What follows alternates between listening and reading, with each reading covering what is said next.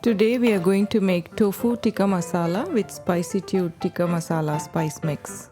We'll take spice pack number 1 from the tikka masala kit, add it to the yogurt, add ginger, garlic and mix it well. Slice the tofu, marinate and let it sit for an hour at least. Now we are going to dice our tomatoes and onion for the sauce. Add oil to a heated pan.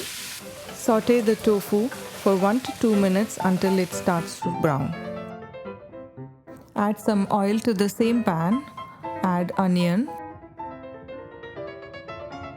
Once it's cooked, add tomato. Let it cook for a few more minutes. Then add sugar, the second spice mix bag, and cook for a few more minutes. Once the tomatoes are cooked well, blend everything into a smooth paste. Add the sauce and the tofu to the same pan and cook for another 10 minutes.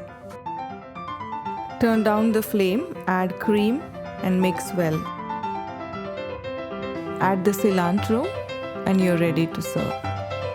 Thank you for watching.